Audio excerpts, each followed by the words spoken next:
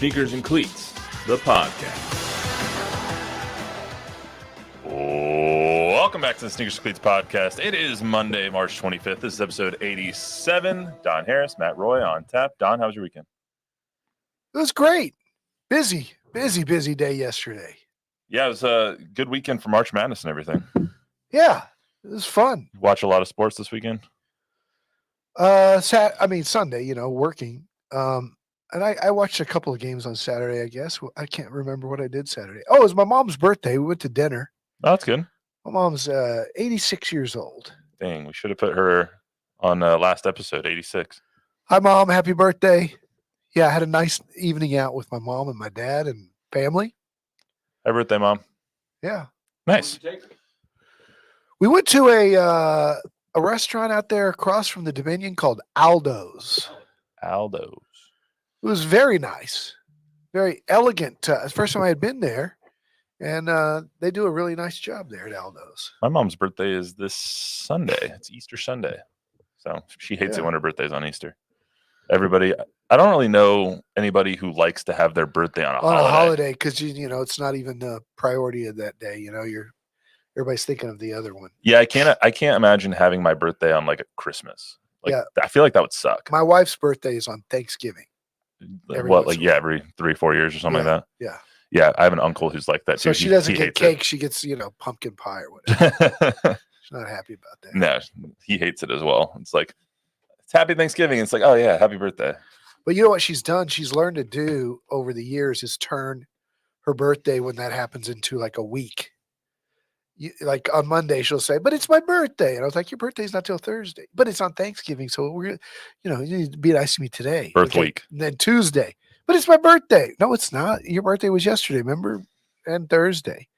No, it's going to be all week. And then the weekend comes after Thanksgiving. We're cleaning everything up, and you got the mashed potatoes in the refrigerator and the ham sandwiches left over. And she's like, I don't want to eat this. I want to go out for my birthday. It's my birthday. Friday and Saturday. Yeah. All week. Yeah. That Jordan does that sometimes too. So it's all right. She's worth it. Yeah. Make it happen. Make them happy. Yeah. I stepped in dog crap this morning. So that's how my day started. I didn't really realize it until I walked into the building today either. I did it like we all have our chores that we do. So I took the trash out to the big dumpster on my way out. And so I stepped in something. And I slipped and I looked back and I didn't see anything. And then I wiped my shoe on the pavement to see, like, is there a trail of something to come off? Is there residue? And nothing came off. So I was like, oh, okay, it's fine. So I got in my car, drove here, walked in the building, sat down at my desk, and I was like, something smells like dog crap. I looked down at my shoe and sure enough. Oh. So then I limped basically to the bathroom and washed off my shoe. But while I was doing that, everyone's like, are you okay? You're limping. I was like, but it gets in the creases of the soles. Oh, yeah. So if it smells like dog crap in here, now it's cold and stinky. It always smells like that in sports. No. We're not talking about locker rooms now. You know what I did this week? This is similar, but not really, but kind of. I have this habit when it's really cold, and my wife keeps the house cold. I don't want to be cold. So I will take a pair of my jogger pants and throw them in the dryer for like 30 minutes while I shower. So when I get ready to walk out the garage, I put my pants on and they're warm. Mm-hmm. Right? So I did that. And I take them out of the dryer. They're the only thing in the dryer. They're the only thing in the dryer. I pull it out and there are thousands of brown little tiny spots all over them. And I was like, what is this? Like, how did this happen? Like, I couldn't figure out what it was. So I'm like, what is this? I reached into the pockets and there was a Hershey's Kiss. So you had chocolate all over your pants. In the pants. And then it was it was like somebody spray painted the inside of the dryer. I think it's cool that you still warm. I did not, but it took me 30 minutes to clean the inside of the dryer. Luis, do you need him to get closer to the mic? Is that what you're saying? Oh no, not him, not Don. Sorry, Bob, get closer to the mic when you talk. There you go. All right, let's get to some actual sports. Thanks for All right. keeping with us. If everybody is still tuned Make in. sure you clear out your pockets before you put them in the dryer. Yeah, and nope, don't step in dog crap. Also, if you're not picking up your dog's poop, like, come on, get with the program here. Number 80. We have a lot to get to here. It's number 87, so we'll get to 87 here momentarily. We're going to talk NCAA tournament. We're going to talk proposed rule changes for the NFL. And we're going to talk. Tyron Smith made some interesting comments last week as he was doing his welcome press conference with the Jets. But first, as always, we start with our number game. 87. Who's 87? Remind you of it has to be one of two people to me. It has to be Travis Kelce because of how popular he is right now. And it has to be Gronk. To me, the first name that popped up was Gronk. Gronk is 87. That's who what he is synonymous with. You ask 12-year-old Taylor Swift fans, they'll disagree. Yeah, but that leads to a greater question: who's the better tight end? Because that's the hot debate right now. Is they're both pretty great, Travis or Rob? And I think just the sheer dominance of Rob Gronkowski, he was just the weapon of all weapons. They're both great. I'm not saying goodbye to either one of them. Gronk scored more touchdowns, that's for sure. He had like bigger touchdown numbers, but Travis has the more receptions, has the more yards, has the more consecutive 1,000-yard seasons, and et cetera, et cetera. So Gronk has the most rings, but Kelsey's catching him. Yeah, exactly. Catching Kelce, get it? You ever watch that show? No. Okay, good. Yeah, me either. What is that? Like a reality show? Yeah, his first couple of years in the league, he had like a Bachelor type show. It was called Catching Kelce. Has Taylor seen it? I don't know, but it was the worst thing ever on TV. So he regrets it to this day. Those are the two names that come to mind for me. I think that they're both probably top 5 tight ends in the history of football. I don't think that's really up for debate at this point. Who else you put up there? Shannon Sharp's up there, obviously. Tony Gonzalez, Antonio Gates. Yeah. I think those are John Mackey. Yeah, Jimmy Graham. Maybe he's not top 5, but he's in the top 10. Yeah, I think it's Gonzalez and those two for sure. Yeah, 100%. Other notable 87s. Kellen Winslow. Senior? Yeah. His son was okay too, but Winslow Senior for sure. Much better. Dwight Clark was 87 as well. God rest his soul. Reggie Wayne, 87 for the Colts. Meh. And then also in 1987, also there's no NBA players ever worn 87. So that's going to skip at the NBA for now. And there's no notable baseball players to wear 87. Bob, you have any Cleveland Browns to wear 87 that you want to interject? Keenan McCardle. Oh, okay. There you go. I almost put him on the list, but then I didn't want to. I understand. In 1987, the Giants sadly beat the Broncos, and this was one of the closest Super Bowls that the Broncos ever had. 39-20 out of all of their Super Bowl losses. I think 19 points was the closest one, so that's really unfortunate. Phil Simms was the Super Bowl MVP. John Elway, the regular season MVP. In baseball, the Twins beat the Cardinals 4-3. It was the first World Series to play a game indoors up in Minnesota. Did not know that. It was also the first World Series where home teams won every single game. You're leaving out a really big occurrence in 87. What? The Spurs drafted David Robinson, number 1 overall. I did miss that. Yeah. See, that's why I have you here, Don. You have the old stuff. So David Robinson drafted in 87, didn't play until 89 though, right? Correct. And then NCAA tournament, Indiana defeated Syracuse. Keith Smart, baseline jumper with 10 seconds left. 74-73. That was one of Bobby Knight's teams. Great game. God rest his soul. That was a great game.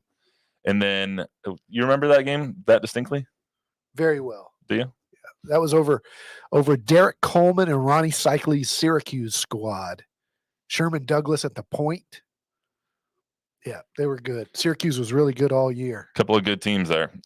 Lakers beat the Celtics. I think this was the second time they beat the Celtics in 87, 4-2. And then the Valero Texas Open, Tom Watson won the Valero Texas Open that year. So 87 Lakers Celtics was the baby junior, the skyhook. Oh, was it? Game 4. What's interesting about that game? Magic hits the game winner after the ball went out of bounds. So the Celtics were shooting free throws that could have put them up 2 instead of just 1. They missed the free throw, and it went out of bounds off 2 guys. It was clearly off a Laker, but they gave the ball to the Lakers and said it was off Kevin McHale. Had there been replay, there's a really good chance the Celtics win that series. Instead, they give it to the Lakers. Magic hits the hook. Rest is history. That's why we love technology. All right, let's get to the madness. So this weekend was actually relatively drama-free outside of Kentucky losing and Baylor losing. I mean, Baylor lost to a 6 seed. It's not like they lost to a 14. So I think of that a little bit kind of drama-free there. But when you look the Creighton game was a great game. Did you watch that? Creighton versus Colorado. No, Oregon game, right? Oregon, yeah. Colorado played Marquette. And A&M Houston was epic. That was the last night's capper of the weekend was the Houston A&M game. That was an instant classic. Like, that game was phenomenal. There were some great games. Great games all weekend. It was just kind of chalky, though. It was a lot of chalk. No 2 seeds got eliminated. No 1 seeds got eliminated. Just 2 3 seeds got eliminated. Duke was dominant. Duke was fantastic. Purdue, it looks like world beaters. They are. I thought that they were going to maybe struggle a little bit early on against Utah State, and they ran them out of the building. Be had if you speed them up. I don't know how Gonzaga is going to play them, though. I don't know if the Gonzaga has the depth and the bodies to commit 10 fouls on Zach Edey. I don't know. You got to speed them up. So what do you think of the tournament so far? It's one of the tournaments that hasn't had a lot of upsets, and usually people in those first 2 rounds, they look for those upsets. Well, Matt, since my bracket's number 1 in the family pool and number 2 and number 3 in the WAI Matt Roy pool, I'm pretty happy with the way the tournament's going. I still have a chance to win it. I'm really upset that Auburn got eliminated early. I had Auburn too in one of mine. Yeah, I had Auburn winning the championship in one of mine. Wow. So that one went out the window instantly. Yeah. And then I think I had them losing to UConn in the second. I got UConn in one, Houston in the other. It's going to be close. So your wife is ahead of me. She's the only one. Yeah, she picked based on colors, and here she is. It's really, really nice. She got North Carolina winning it all. That might end up being a brilliant pick. Honestly, it really might, because if they go up against Arizona, which it looks like it's going to happen, I think that they'll win that game. But they got to beat Alabama first. Anyway, I think I have kind of a hot take on the tournament. I don't really love when it's chalky like this. It's happened the last 2 years, and it seems like the NIL is changing the upset nature of the tournament. We're not going to have any Cinderellas this year. I mean, the lowest seed is an NC State at the 11 seed, I believe, and they're not really a Cinderella. They're a Power 5 team that won their conference tournament and got into the league or got into the tournament. So I think that the NIL deal is really kind of disrupting the flow of everything, because you have these teams and these guys who are staying in college longer, but they're not staying at their lower schools. Just for example, Grant Forrester, the guy at GCU, burst onto the scene, had 2 great games in the tournament. Guarantee you he's going to get him or other people like him are going to get $1 million, $500,000 to go to Arizona or to Northwestern or to UConn or any. But I'm just using him as an example. I don't even know if he's a senior or maybe he can't go anywhere. He's already transferred twice. But that's what I'm saying. Like, you're getting those guys at the lower. He's fun to watch, isn't he? He is. At freshmen and sophomores who are going to now go to bigger schools, leave their small schools because they showed up on the biggest stage. Did that happen with FAU last year? No, FAU kept all their guys. Huh. So maybe it doesn't happen. They didn't keep their coach, though. No, did they keep their guys from the Final Four? They did keep their guys from the Final Four. That's a miracle. Yeah. Because those guys could play. They had all their starters from the Final Four. And they get bounced in the first round of Boo Booey in Northwestern. But I do think the NIL is going to change this tournament. Probably. I still enjoyed it. I think GCU was a legit Cinderella that could have beaten Alabama. Should have beaten Alabama. Oakland was really fun to watch. They could have won their second round game too. They were right there in it. So yeah, I still had fun with the Wagners and the Oaklands and the GCUs. NC State's fat post player is pretty fun to watch. DJ Burns? Yeah. Yeah. I wanted to see him against Eddie Lampkin, the big guy at Colorado. It's like 2 left tackles in the NFL. Yeah, exactly. But he's unstoppable. What do you think of all the things that have gone on with like John Calipari now? Like, everyone is dissing Calipari because he only has freshmen on his team, and he's an NBA factory over at Kentucky. But his now with the NIL stuff, they're saying his style of coaching and his style of recruitment isn't how he's going to win another title, because it's now a foreign concept of just having freshmen on your team. Well, I told you this and before the tournament started. When it comes to picking a bracket, I pick the teams with senior guards. That's why I love Carolina with RJ Davis. It's why I love Houston with Jamal Shed. Senior guards have always won this tournament. Not always, but most of the time. Freshmen lose. And you look and see who melted down in late moments. The kid that the Spurs are looking at, Cody Williams in Colorado. The kid that the Spurs are looking at in the top 5, Jacoby Walter at Baylor, missed 2 critical free throws. Freshmen, they're still 18-year-old kids. And they're going to be much better NBA talent and pros than Jamal Shed. But you're playing college basketball. You're not playing pro basketball. Zach Edey is going to be the 2-time player of the year. He's not going to have much of a career in the NBA. He's a stiff. But in college, it's different. And so what Cal's boosters are saying is it's great that you sit and take a picture at the All-Star game and you got 10 guys, Maxey and AD and Booker, and it goes on and on how many guys he's got in the NBA. That ain't helping us win at Kentucky. So maybe Cal's theory, if he doesn't get fired, is to draft the next tier down. The guys that will still be NBA players, but that might stay 2 or 3 years. Because the one and dones don't help you if you're a college coach. Not anymore. I think that's the point, right? It's that Cal made a brand at Kentucky of one and dones. He took advantage of the one and one time with AD. But he took advantage of the one and done system. They made it to multiple Final Fours. They got pretty far in the tournament a lot. And he made his brand the one and done brand. That's what Kentucky was. Come here for 1 year. Let's try and win a championship. And then you go pro. And then Duke tried to do it. And then NIL has changed it to the point where it's like, I heard this comparison earlier and I thought it was a really good one. Dabo Swinney is Cal because their systems worked, but their system is no longer going to work in the changing landscape. They haven't changed as much as the landscape has changed, and that's going to hurt them in the long run. And it's still hurting them now. You see Clemson, you see Kentucky, it's the same thing. You might see it benefit them though, right? Like, I guess you can't make the money that you're going to make in the NBA if you're a first-round draft pick. But you would think NIL, there was talk Caitlin Clark might stay at Iowa because her NIL money would be bigger than her WNBA money. Yeah.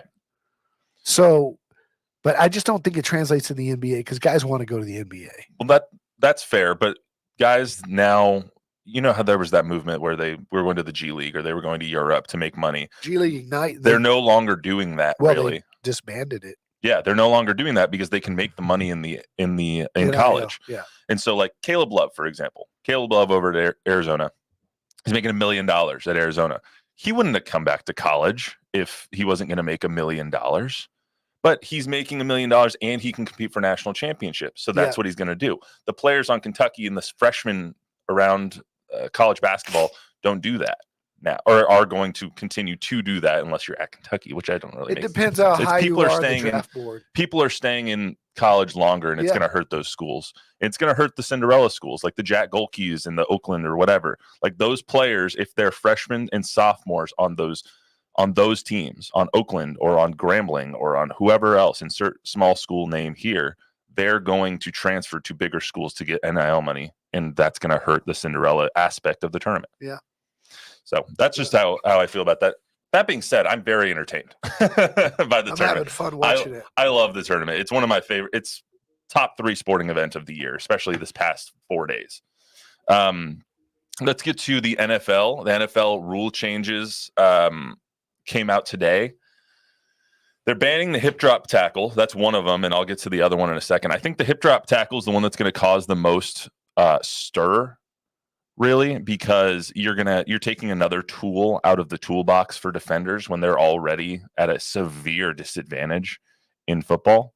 So what do you think of the hip drop tackle being banned, Don? I mean, all of us here as Cowboys country here know what it can do to a player, as Tony Pollard got lost in that NFC divisional game. Dak Prescott too, right? I don't think Dak broke his ankle like that. But what do you think of it? I don't know. I'm all about player safety. To me, it's almost the same thing as the horse collar. It's when you use your body to go backwards when you're bringing somebody down. Basically, it's you wrap up and then fall down and bring the guy with you. And there's too many times that the legs get caught under. I don't know. I think it's going to be really hard to enforce. That's what I was going to say. I think that's my biggest concern. And train. Like it took some time, but guys learned how to not go helmet to helmet. Unless you're Kareem Jackson. And they've learned pretty much not the horse collar. It's going to take some time to get guys to not just do what's instinctive when it comes to bringing somebody down. I'm concerned about the officiating aspect of it. We already put so much pressure on officials to call everything right in the first place. And so now you're adding a new element like, did he drop his weight or did he not? And how do you enforce this without it being a reviewable play? I don't even know how do you tackle if you're trying to tackle somebody from behind. How do you do it without taking the weight off of your feet? Well, when you go to tackle, as long as you're taking the guy down while you're going forward, it's not going to be a hip drop. It's when you try to bring him backwards with you. But that's the point. Like that's the point. Especially like on a first down, it's going to be. First down, goal line. How are you supposed to stop somebody from entering the end zone without dropping your weight? Yeah. Like it's problematic. That's the thing. The NFL does this. It seems like every 2 years where they just make the game easier to. But the data shows play offense. The data shows that injuries were like 6 times on that compared to regular tackle. And I get that. Trust me, I'm all for player safety. I just am also on the side of fairness when it comes to offense and defense. Yeah, and defense it's going to be hard to enforce. Such a disadvantage. They're already at such a disadvantage that it's like, what are they supposed to do? What's going to be interesting is when it happens in a huge moment in a playoff game and it's questionable or it's late being called. So here's the thing. That's going to be the whole world will melt down. Here's the other rule change that might be the solution to the hip drop problem and a couple of other rule problems that we have in the NFL. So Tom Pelissero over at the NFL Network tweeted this out today, said, quote, "This is big. NFL Competition Committee Chairman Rich McKay told me that the replay assistant will now be permitted to correct certain types of incorrect calls for roughing the passer and intentional grounding. Quote, it must be purely objective. The competition committee has long opposed challenges to penalty calls because it essentially substitutes one person's judgment for another. This is much more narrow, but another step toward empowering replay assistant to fix clear and obvious mistakes." That, I think, could fix the hip drop officiating issue if, let's say, they make the call wrong, you get a little ring in your ears, like, no, that's not right. Just pick up that or when flag. They don't make a call. The Saints pass interference, Drew Brees. Yeah, against the Rams. Not called, so not reviewable. Mm-hmm. So now is that play reviewable? That I don't know. If it says certain types of incorrect calls, so I'm assuming that they have to make the call in general. But I think when it comes to roughing the passer, there's ghost roughing the passer calls all the time that infuriate fans. I know, Bob, I'm sure you're infuriated by those calls as well. So if somebody hits Dak or whatever, and they call roughing the passer, the replay assistant can go look at it again and say, or look at it. Yes. And say it wasn't, and overturn. New York can look at it, get into the head ref's ear, and be like, that wasn't roughing the passer. I'm cool with getting it right. Me too. I'm on the air. I err on the side of let's get the calls right. Get it right. But let's get it right quickly. Yeah. If this takes a long time and disrupts the flow of the game, then I'm against it.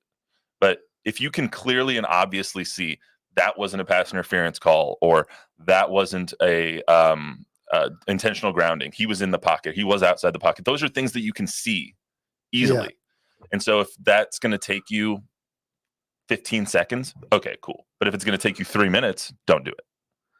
Interesting. By the way, have you seen the Patriots documentary? Not yet.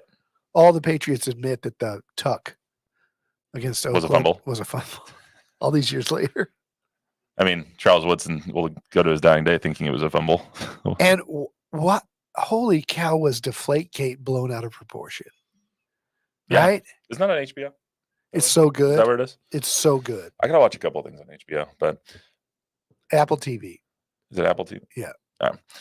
And then So good. last thing I want to get to, besides the rule changes and what's Marshall Madness- noticeable, Tom Brady's had a lot of work done. I didn't really realize that over time. You go back and look at Tom Brady throughout his career. I think he's had his cheekbones shaved. I think he's had hair transplants. It's interesting to see Tom Brady change. He's a good looking man. He's a Good looking man. He is the guy who has everything. Hey, what about the kickoff? Have you guys looked at the? Yeah, we were talking about that earlier. Are they going to do it like the I didn't arena, like the XFL? like the XFL did? I read a very Have they short. done that? Have they? I read a they very didn't go to short it. article on it earlier, and I didn't comprehend it enough to. They move realize everybody it. way up so that you don't get a running start, but you get to at least see a kick fielded and tackled, which is what they want. They want compromise. Yeah, if you kick it out of the end zone, I think it goes back to the 30. 30, yeah. Yeah, something like that. So It's- I love it. I love it. Yeah. They're trying to get at least a regular looking football play in without guys having to run 40 yards and slam into each other. I'm all for the kickoff. I love more football plays. I don't want there to be football plays where you're like, yeah, I'll go get a sandwich right now, The because these are the ones that you don't have to pay attention to. You're like, oh, the commercial's 2.5 minutes. It's actually 3.5 minutes because you don't have to watch the kickoffs. Kickoffs have been eliminated. Yeah, I mean, which really sucks too, because you would have never had guys like Devin Hester. It's fun. And Goes all into the hall this year, right? Joshua Cribbs. It's all three phases. Coaches always stress it takes all three phases. Put it back Exactly. in. So I'm in favor of changes to the kickoffs to make sure that I'm also in favor, if they wanted to do this, of making onside kicks more accessible. Like it's impossible to recover an onside kick. it's one in every 50 onside kicks. Make right it a now, little, so. make it 50-50. Yeah, That's the weird thing about the new kickoff is that you're going to have to declare an onside kick. Yeah. Oh. Which kind of sucks, but it takes some of the surprise element. You never would have had that halftime opening onside kick I in love the Super when that Bowl. happens. But yeah, me too. I mean, it takes some of the coaching out of it, which kind of sucks. But let's get to last thing real quick. Tyron Smith made some interesting comments. Tyron Smith, obviously the stalwart, longtime left tackle for the Dallas Cowboys. Covered now for 15 years. I think this is the first time he's ever said something interesting. Said something at all. He's now going to the Jets. He went on a 1-year, $6.5 million deal that is incentive laden, that he can make up to about $20 million. You said laden. Laden. That's an interesting word. If he makes all of his incentives. So let's hear those comments real quick. Were you talking to a lot of teams actively before you picked the Jets? Honestly, I was letting my agent handle most of that stuff. I had a lot of things going on at the time, but I just knew my main options was either going to be in Dallas or the Jets. And for where things were looking in Dallas, I knew it was most likely to be the Jets. And I honestly got excited for the new chapter in my life. From the way things were looking in Dallas, whatever could he? The Cowboys giving all their money to three guys. Literally, I think Jerry Jones said today, we couldn't have, or Steven said it yesterday, something like that. We couldn't afford Tyron Smith to hit all of his incentives if we were to sign him to that contract. Yeah. It's ridiculous. I looked and saw something today. Cowboys have spent the least of any NFL team this offseason by $28 million. They have spent $11 million this offseason. It's ridiculous. $11 million this offseason. And the next best team, the next team that is next to them on the least amount of spending, is $39 million. They have spent $11 million on free agents, on extensions, on waivers, on trades, any player transaction. $11 million. Not much at all. And they did spend it on their own guys, like their own deep snapper, who I didn't even know his name till he signed. How any Cowboys fan can knowingly back this front office is mind-blowing to me. This is like front office malpractice at this point. Well, we'll see. They got to draft well. They got to get their guys signed, and they got to perhaps make some trades. But it'll be interesting to see. It's not done yet. I mean, you even look at the Dak deal that he just did. But I don't think they're going anywhere. Well, which people are saying is like a good sign that they're working together and they're trying to get that stuff. They created $4 million in cap space by redoing his deal. He still owed $55 million this season. How is that what you guys come to? How is that the agreement you guys come to? when you would just They're free up $4 million. Well, they're going to give him the extension. And it'll be later this summer. They'll free up more. But that's in itself an idiotic decision. You have I think right now they have like $9 million in cap space, something like that, the lowest in the NFL. They're trying to get to a place where they can where they can do CDs extension. They don't have enough cap space to sign their rookies at this point. No, I know. Like it's ridiculous. I don't understand what they're doing. They hopefully no one does. They hopefully have a plan, but I am hard pressed to see one because it is ridiculous what the Dallas Cowboys front office is doing. Absolutely ridiculous. Right? Yeah. I believe you. I'm with you 100%. Sitting here talking to myself. I'm distracted because I just got a text from Greg Abbott, who I don't know.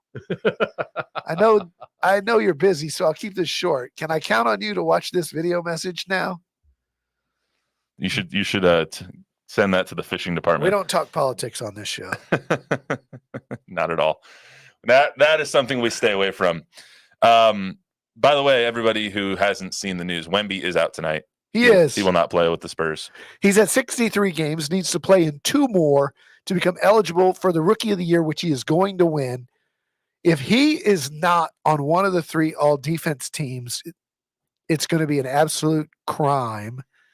And I think he should finish first or second in Defensive Player of the Year. The big question is he one of the best 15 players in the league to be All-NBA?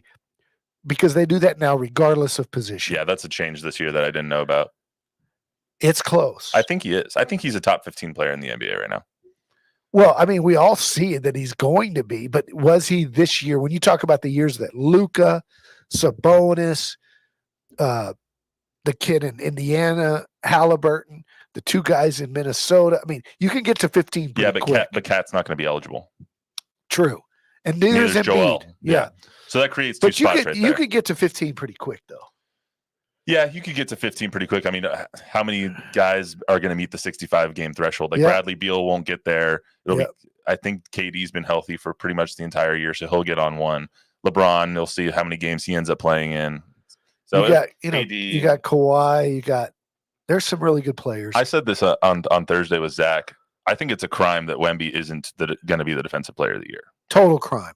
He is the best defensive player in the NBA. His stocks, numbers, combined blocks and steals is going to win by the largest margin in NBA history. And the only reason he's not going to get it is because his team sucks. And he's a rookie. That shouldn't matter, though. Shouldn't, but it does. But I feel like they're giving it to Rudy Gobert because he is a really good defensive player. That's nothing against Rudy Gobert. And because he cried the one time he didn't get it. And because his team is really good. His team is really good, so he's going to get the you can't give it to the best player on a bad team, I guess. Enjoy it, Rudy, because after this, it's going to be 10 years in a row for you-know-who. Yeah, unless the Spurs go 15-60 again next year. I don't see that happening. We also thought they were going to win more than 30 games this year. So they're going to win 40. Yeah, I know. What idiots we look like. Well, what idiots they looked like sticking with Sohan at the point for 40 games. He is I don't want to get off on a tangent on Sohan, but he is the most erratic, confounding player. He's an interesting I've ever seen. Player and person. So much potential and just mind-numbing mistakes. God, it's annoying to watch.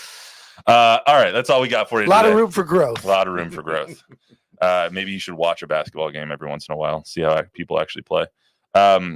That's all we got for today on this sneakers in this edition of the Sneakers and Cleats podcast. I never noticed that there's extension cords coming out of the ceiling. Did we ever notice that?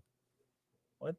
They got to hook stuff up somehow. All right. Well, sorry, I have a really short attention span. Apparently, Luis is like, "Would you focus?" Quick for Don. Roy Kazeta from the Palladium wanted to just say, Don, he likes the podcast and he always likes saying hi to you and your wife when you go to watch. I love Roy. He's a sweetheart. Hi, Roy. Good to see you, bro. Also, Des, our beloved editor upstairs, says that she was drafted into life in '87. So that's what we should think of when we get number 87. Des Bracey. I want to know what happened to Des. She was dominating the bracket, and then she just took a dive in the standings. She had a team that was going to upset at one of the 1 seeds and go really far. I forgot who it was. She's still alive, though.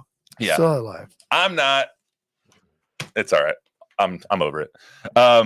That's all we got for you on this edition of the Sneakers Cleats podcast. Remember to download, rate, review, subscribe, give us a 5-star rating, tell a friend, tell an enemy. We will be back here on Thursday on opening day. We will talk plenty of baseball. Sadly, Chuck is in Germany, so he can't talk with us, but we'll talk baseball in memory of Chuck. I'm sure he appreciates you telling everybody he's out of the country and then he could, you could go over to his house. I didn't give his address. Just in case you didn't catch that, Don spelled it out. Thanks for really spelling that out for everybody. My wife always tells me, don't ever say you're on vacation. People are so touchy. I would never even think I know where you live, Matt. Come see me. We'll make some coffee. I'm going to come see you when you're on vacation. Do it. I'm just kidding. Until then, everyone, have a good week. He lives in a secure, gated, armored neighborhood.